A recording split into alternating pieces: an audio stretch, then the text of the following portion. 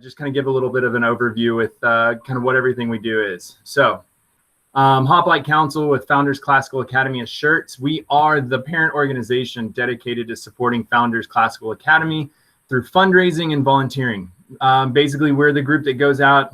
We help raise funds to support extracurricular and a few other activities on the back end, as well as organizing the volunteer groups who want to participate on campus with things such as spirit store, concessions, fall festival, and any other kind of activity we may be participating with.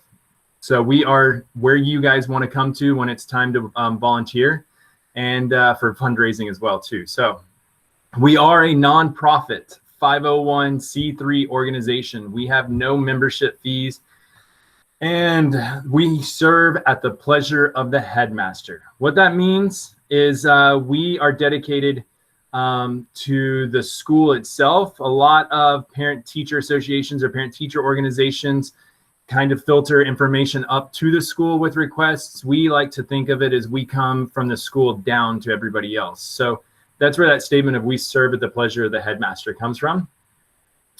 So I am the chairman. We do have 4 officers and 3 committee chairs and 3 different project managers. This is one of the most important slides you guys are going to see from us. Why are families asked to give? This is the biggest thing right here. Texas charter schools receive about $1,700 less per student each year than local ISDs. Do the math with the amount of students that we have, and we actually need as much help as we can get. So we ask you guys to help support as best as possible. And you guys want to know, most importantly, is what are the funds being used for that we are asking for. We had a year-end parent survey. We had 83 respondents, and we learned from this survey that academics, clubs, and fine arts are the highest priorities. Teacher appreciation is high for low school, and activities and events for the upper school is important. And then open council meetings, which is something we're really trying a lot to do. We tried to do that earlier last week, but due to everything going on right now, we decided to just post everything virtually. But we are intending to have more open council meetings because we are an open organization. We aren't just a little club by ourselves. We are the families, we are the parents, and we are part of this community. So teacher appreciation, again, academics, clubs, and fine arts for the highest priorities, and then student events for the upper school, teacher appreciation for lower school. By the way, funds, school requests. This came from the school down. This goes back to that earlier slide that I showed you guys. This is 2021 library project. We have actually already funded this project as of today and placed an order for our library project. We have DEER incentives as well as other academic needs, co-curricular and athletic support, fine arts equipment. You know, if let's say a club or a group wants some equipment, they come to us, the school comes to us, then we see if we can find the funds for it. And we help out some of the clubs and co-curricular activities. So what we ask for is $10 per student each month. We have 650 enrolled students, and we would love to see 100% participation. Now that is $10 per student, 120 a month. This is, it's asked, it's not required. We just ask. You guys like ask, next question is, how do you give? Okay, Founders Keepers is one of our biggest things you guys will hear us talk about all the time. Give Lively, it's a recurring monthly donation. You sign up for this, and we ask $10 a student, but really it's whatever you can give. It's a one-time payment. You can do that up front, or you can do $10 a month. We also do love checks and cash up at the front office. Just drop that off. And then if your employer has employee matching programs, we are eligible for employee matching programs. Just to give you guys a heads up, up here in the top corner right here, we do have a website. We'd love for everybody to come up and visit the website. This is where you can find all the other additional information.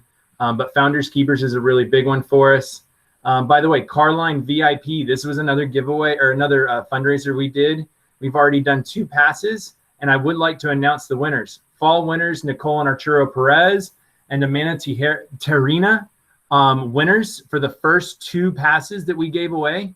Those were 1 entry for each donation made between July 1st and September 1st. All right, so We are also doing a virtual auction. This is why I just mentioned that website up here on the top. Hoplites, go to the website. You still have time. Tomorrow we will be doing, we will have the bidding closing. It is an open bid for these 2 passes. Closes at midnight. Amazon Smile, PayPal, Give, and Box Tops. Amazon Smile. This is easy. You guys sign up for it. Your family members sign up for it. Grandparents sign up for it. We got Christmas coming around the corner. This is an opportunity. If you buy anything on Amazon, it will then donate money back into the school. It's passive. It's easy. You guys don't even do it. You buy on Amazon, boom, it already goes to school. Same thing with PayPal. Box Tops, you guys might be familiar with. We have it where you guys have to now do it. It's not us. Box Tops is doing it, but you have to download the app.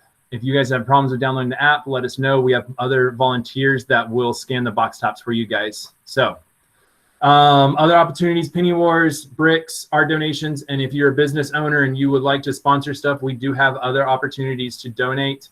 And finally, volunteering. Volunteering all volunteers have to have an approved background check. Go to foundershirts.com. We love volunteers. You guys, again, concessions. We do have Spirit Store. We have activities all over the campus. There's tons of stuff we'd love for you guys to volunteer for. Please get approved through Founders Shirts. And teacher appreciation, concessions, again, grant writing. We love that one. Event volunteers and coordinators. These are all ways to get involved.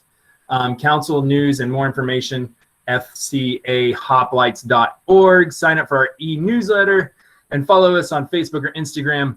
Boom. Woo.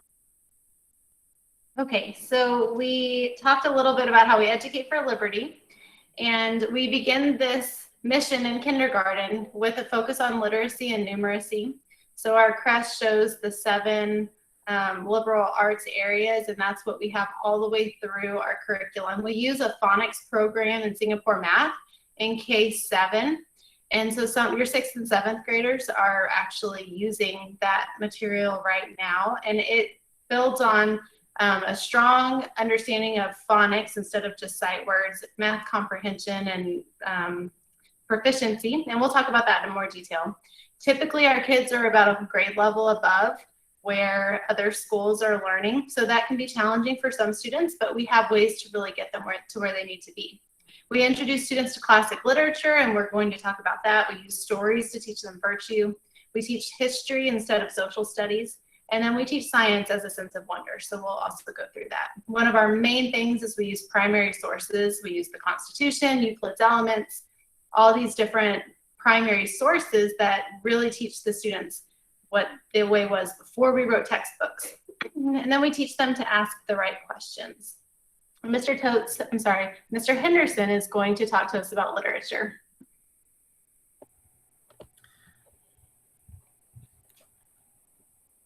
Hello, everybody here.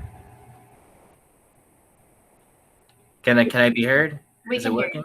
Okay, sure. Yes, so I teach the 10th and 11th literature, as well as a Dante elective and the rhetoric class.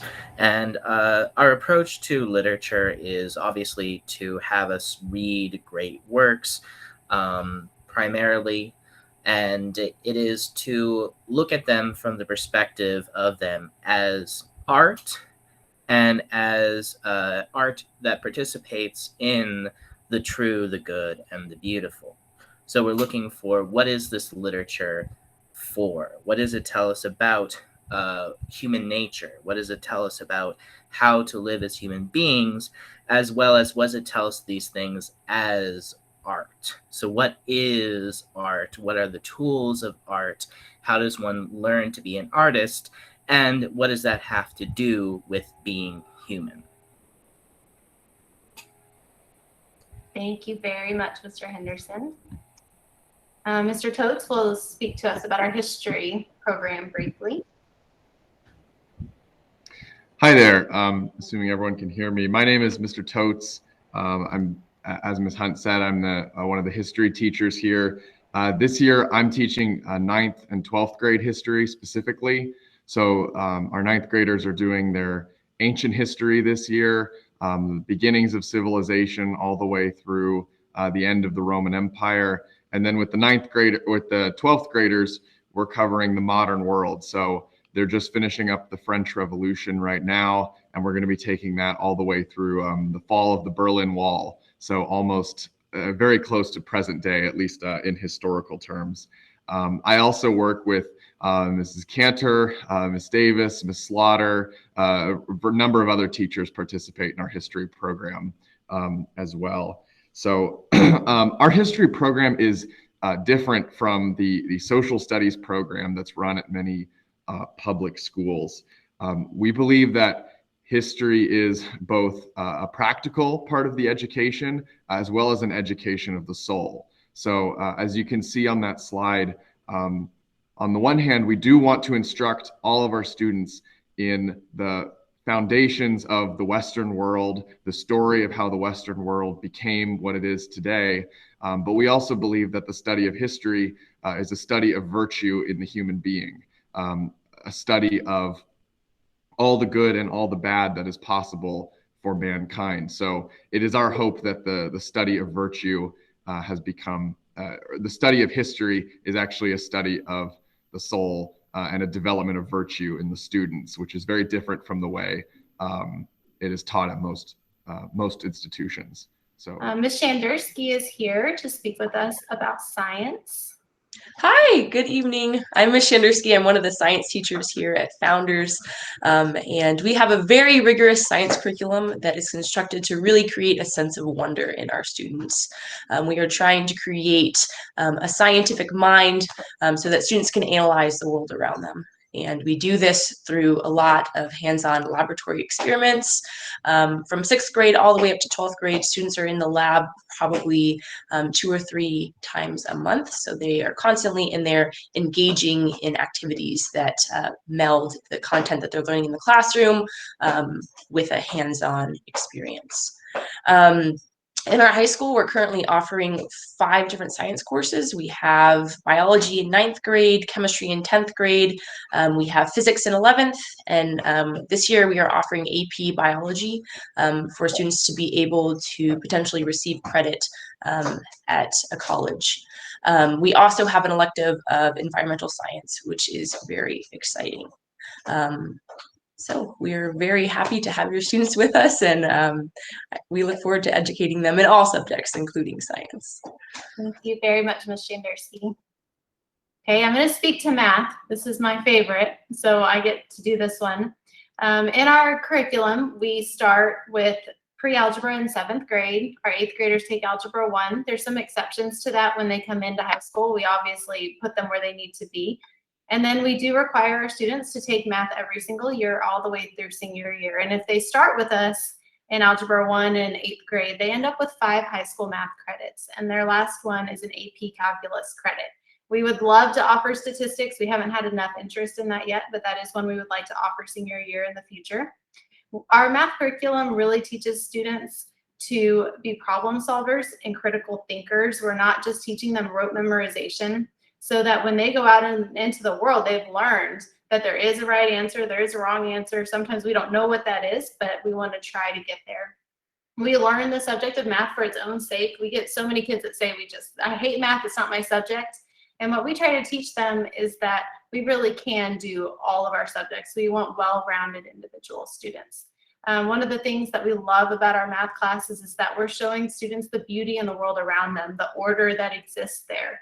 And it demonstrates the concept of an absolute truth. We show them there is a right thing and there is a wrong thing. And so our curriculum is geared towards that. And this is a great time to answer that question, so I'm going to answer this one. The dual credit classes are available at the Algebra 2 level in math. Our Algebra 2 class can be dual credit with college algebra. And then next year we'll be able to offer dual credit pre-cal, hopefully. We also offer a dual credit English class, English 1301 and 1302, which is the core foundational class at every Texas public college. And we offer art appreciation. So our dual credit program is based on the students, the teachers that we have on staff that have the appropriate education. So that could change each year, but for this year, those are the things we offer. Mr. Jordan is here to talk to us about our language program. Good evening, everybody. My name is Mr. Jordan, and I am one of our Latin teachers here at Founders. Specifically, I teach our 8th and 9th graders. All students at Founders are required to take a minimum of 3 years of Latin. And of course, a question that we get all the time, of course, is, what's the point of learning a dead language? What are the benefits? Why are they investing so long in studying something that's, that is a dead language and difficult on top of that? Well, of course, there are a bunch of benefits to learning Latin, and really it's a pillar of classical education. Of course, Latin, it was the language of all the great thinkers of our intellectual tradition, from the great Roman philosophers and statesmen to medieval theologians and philosophers, up through Renaissance humanists and artists. And so when we learn Latin, of course, we'll be able to engage their writings and their thoughts without any barriers or without any sort of translations we would need to rely on. We can look at it directly. However, the most important benefit to Latin, and I think one that is even more important for schools and students that care about classical education, is that it really helps students become better thinkers. Latin is a very analytical language. We've got a bunch of word endings, a bunch of grammar rules, and really fitting together these sentences is a lot like solving a puzzle. And when students learn to do this really well, it helps them become better writers, better thinkers, better readers, helps us understand ourselves better and others. And so really, even though this might not be something that even most students go on using in their day-to-day lives in the future, the skills that we get from learning Latin, this sort of intellectual acuity, this sort of understanding of communication and meaning is really something they will use anywhere they go. And of course, an obvious benefit is really studying Latin will help you learn any other language you look to learn in the future, not just the Romance languages that developed from Latin, but any language. Because I'm sure, as many of you know who know a second language, you really only learn your first language after you learn another, and you sort of go back and find out what the subjunctive mood is, what participles are, all that sort of stuff. And so Latin, of course, even though it might not be something we hear in our day-to-day lives, we believe here at Founders that it is something that will really give our students an edge when they leave school, whether they're using Latin or not. Thank you very much, Mr. Jordan. Our art and music program is something we're also very proud of. We believe that visual art and music have a key place in the lives of our students. We teach them theory, music history, art history, and then also those performance elements of art and music. And it helps those students to understand beauty and the cultural literacy around them. So all of our middle school kids take art and music, and they alternate. So they'll have art one day and music the next day, but they're required to take both courses. And then all of our kids also take PE, which I'll get to as well. But we offer an Art 1 class in high school. We didn't have enough kids this year to do an Art 2, but we in the past have offered sculpture and drawing, and we would love to offer painting in the future. They have to have Art 1 to be able to take Art 2. It's a prerequisite. So probably next year we'll have plenty to make those courses as well. And we have the dual credit art class. For music, we currently don't have a high school music program because our kids haven't shown a lot of interest in it, but we're hoping our middle school kids can really love to learn that subject and they can have the interest in high school. Our physical education philosophy is based on the tradition of the Greeks, where we really believe that their physical health is just as important as their mental health, and that aptitude is greatly beneficial to them. We put a big emphasis on bodily fitness and physical education and with their fit minds. So they're learning intellectually in the classroom, and then they're learning to be pushed outside of that. We believe that having students that are physically fit and disciplined promote confidence, that reduces their disobedience and increases academic performance. So a lot of their behavior issues are improved by getting it all out in PE, and that's really great. As with all subjects, our PE class has standards that students strive to meet or exceed. These are things that are included in Coach Schneider's syllabus. He's our PE coach. And the students tend to find a great sense of accomplishment in our PE classes. They learn to run really far, and they learn to do circuit training, and they learn all of the sports and all of those wonderful things. Our program is designed to create mentally and physically strong young people. And our motto of Virtus Tentamine Gaudet is definitely shown in our PE class. We teach them to have fortitude to really push through and all those other things. And I see your questions coming in, so I'll answer those towards the end. Y'all can just keep typing them there. So graduating from Founders, and this is something that's good to know when your kids are in middle school all the way through high school. Our set curriculum, which limits the choices of our students, but it does have them graduate with a distinguished level of achievement. So when they apply at a college, you have to choose what degree level your student has achieved, and ours will always be distinguished unless they get some accommodations to not take some of those classes. So we have 4 years of English in high school. We start high school math in 8th grade. Science, we have all 4 years. Social studies, they take all 4 years. They take 3 years of language starting in 7th grade. So they're done with 3 years of language credits by the time they're done with 9th grade.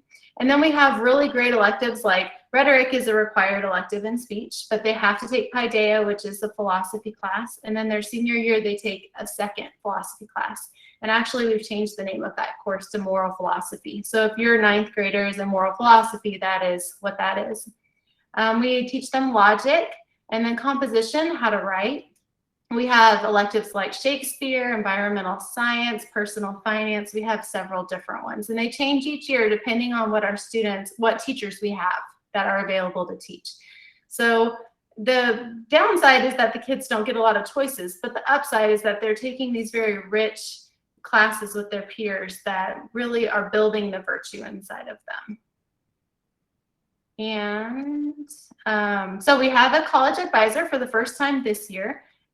Her name is Mrs. Kroll. She's our academic counselor. We, starting in 9th grade, give our students career and college aptitude tests. We create college interest profiles for them. We know that not all students may want to go to college, but we definitely ask every student to apply and get accepted to one college. And we teach them how to apply for financial aid. We offer workshops for those in the evenings. We offer the PSAT, SAT, and the classic learning test on our campus. We also offer AP classes starting junior year, pretty much junior year, and dual credit courses starting their sophomore year. And we do give them the AP tests on our campus as well. All of our core classes, with a couple exceptions every once in a while, all of our core classes are honors courses. So if they were to transfer to another school, on their transcript, it will say that they were in honors English freshman, sophomore, junior, senior year for the most part. And we do take the STAR test. So because we're publicly funded, the students we are required to teach TEKS. So we follow the Texas standards, but we do it in a classical manner. So we also add richness to it that we believe is really important. And the students, we do have to follow the law as far as the STAR exams. We do not put a great emphasis on it. We are aware of it. We want them to do well. We believe they will do well, but we don't talk about it in every class. For field trips this year, and hopefully nothing happens with COVID. We're really hoping not, but this is our plan. And for the 6th graders, we'll be going to the San Antonio Botanical Gardens to learn about environments, and I think they're making a terrarium. 7th grade is going to Confluence Park, which is run by the San Antonio River Authority. 8th grade will go to the San Antonio Botanical Gardens as well, but they're doing cooking classes. 9th grade is going to the Meadow Center out in San Marcos, where they have the glass bottom boats and they have a science type field trip experience. 10th grade is going out to the caves at Wonder World and learning about the earth science parts out there. 11th grade will be traveling to Fredericksburg to see the Pacific War Museum and to do some fun things there. And then our seniors, this is the first year we've had a senior class, they get to do a senior outing. So right before they graduate, they spend the day at Evo and they go out to Canyon Lake, and it should be very fun. We have the house system. Hopefully all of your kids, 6th and 7th grade especially, came home really excited about this last Friday. We sort our kids into Leonidas, Pericles, Themistocles, and Socrates. Each of them have a different color. They're based on ancient Greek heroes. And every last Friday of the month, or 4th Friday of the month, I can't remember which one it is, but it's on the school calendar. Every time at the end of the month when they get to wear their spirit shirts, we have the house games. So half of our day is dedicated to competitions. We have a bona vitae session with their house archons, which are the teachers in charge of the house.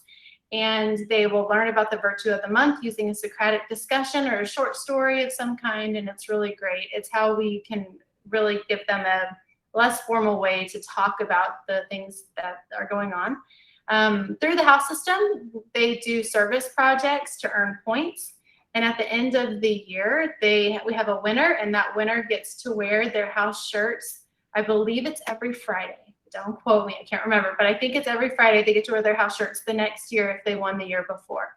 So all year there's all these different competitions. They can earn points through getting merits, which I'll talk about in a little bit. They earn points through the academic competitions and the physical competitions.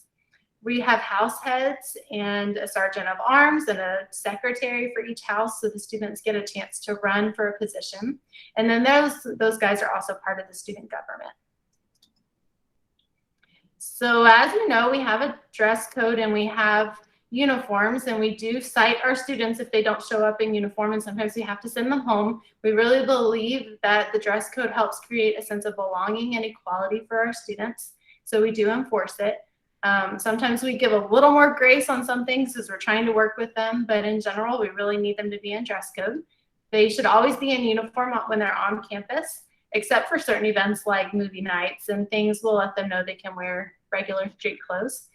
On spirit days, the student council does a fundraiser where if the students pay $1, they can wear jeans, and usually they can pay $2 to wear any shoes that they want. And they can wear a regular founder's shirt any spirit day without paying for anything. And then on Wednesdays in high school, they have to wear their ties. Boys have the striped ties, girls have the cross ties, and that just shows them a sense of we want to learn how to dress up, and so we do that on Wednesdays. And the house shirts are actually for sale right now. I sent a link out last week, and I'll send it again soon. The orders are due on Friday, and on that link it tells you which house goes with which shirt. So each house has a different color. So if you have any questions about that, let me know. We do offer athletics starting in 6th grade, so any secondary student is eligible. And we right now are running cross country, football, cheer, and volleyball. So we have 4 going at the same time. Right after those end, we have basketball, and then we have soccer and baseball and hopefully softball this year. I think that's all of them. And our athletics program is very different than a regular school. We do decently well in our division, but we don't cut students. We really want them to have an opportunity to support their school. So what we do instead is we make teams based on their ability level. So they won't all make varsity, but they all do get to play at some level. And some of them, it's a development year. We say, you may not get to play in the games, but we want you at every practice so that you can build that. So our athletics program is typically all inclusive, and then we separate them out based on ability. We offer co-curriculars in the fall and in the spring. And we have ultimate frisbee, chess. These are just the ones I think that are for secondary school. I think that's what I included. Ultimate frisbee, chess, archery, board games, speech and debate, yearbook, entomology. We also have an NHS, that a National Honor Society, that the students can apply for, I believe, after freshman year. We have student government for them to run for offices, and those students also help plan a lot of our events. Our discipline system is a restorative approach. We really want to help the students learn. We don't just want to punish them. And so we have different ways of doing that. We do use a demerit system. And if your student were to get a demerit, it's typically that they've gotten a warning first. But we work really hard to give them several chances before we just come down on them, of course. And if your student were to get a demerit, we post it online for the parent, but we see it as a learning opportunity. We don't send you an alert every time they get a demerit. If they get a merit for holding the door open for somebody or for helping a teacher clean up, you will get an email for those. We love to send those positive reinforcement emails. And then once they receive 3 demerits, they get a lunch detention assigned to them, and you will receive an email through Jupiter if that were to happen at that time. If they would come to the office to see me or Miss Sanderlin, we typically will give you a call if it's something that is a big enough deal that we need to talk to you about it, or just to catch up and say, hey, how can we partner together to help your student? They're obviously having some struggles. What can we do? And we'll work together to find a solution to whatever's going on. Okay, we have about 4 minutes for questions. So I'm going to go back to the top and just go through them. So if you have any more, please type them in. Band. We don't have band yet. That is on our list of things that we would love to do. We'd love to offer orchestra. Part of our co-curriculars that we wanted to offer this year was orchestra. We weren't able to do it, so hopefully we can try it in the spring or next fall. We have a counselor. As far as a mental health counselor, we have it through the district. It's virtual.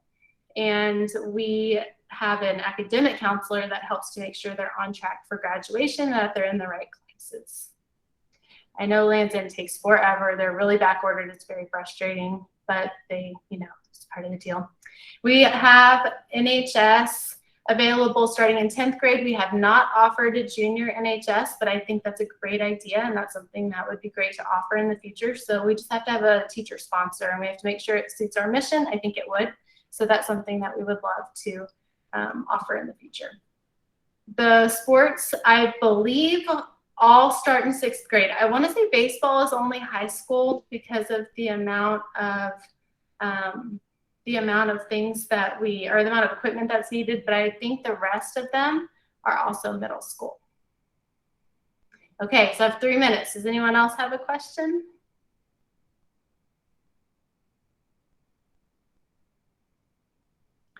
Off-campus lunch is not something that we've been able to offer as a district. The other founder schools don't offer that as well. I think it's a liability issue. I did ask, but it's not something that Founders has allowed yet. We do have tutoring. Tutoring occurs before school. Students can get in the building at 7:15. Most of our teachers are in their classroom at that time, and they're available to tutor. Also, after school, I know Mr. Jordan does Latin tutoring for students, and then a lot of the students are great at asking for tutoring, and they'll stay after school with their teachers.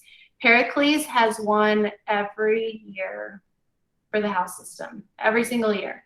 And so they're the ones to beat, but they are the ones that can wear their shirts. I believe every Friday I have to ask their archons. I think that's what we're doing now. Classroom management for our teachers is something that we always train more and more.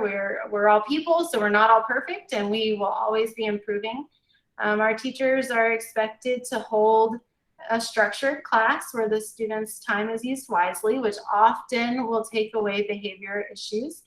We don't raise our voices with our students. We talk to them with a sense of mutual respect and understanding of what they're going through. When we have secondary students, you can't just get into a power struggle with them. They should really be working with the students and talking to them about what's going on. Sometimes they can't do that right in class, or the students push too far and they just need to do what's being asked of them. But afterwards, they may have a private conversation with the student. They typically are not sent to the office unless it's something egregious, like they're being very disrespectful or they're cussing or something like that. We stay with Land's End because typically if we have branched out, the students are no longer uniform. And so it's the easiest way to keep everybody on the same page. Our class sizes range from as low as 10 students. And typically in high school, they do range quite a bit, 10 students all the way to 29 to 30 students. And we try to keep them lower than that. Our maximum per grade is 54 in high school and in middle school. So our middle school classes, the maximum is 27.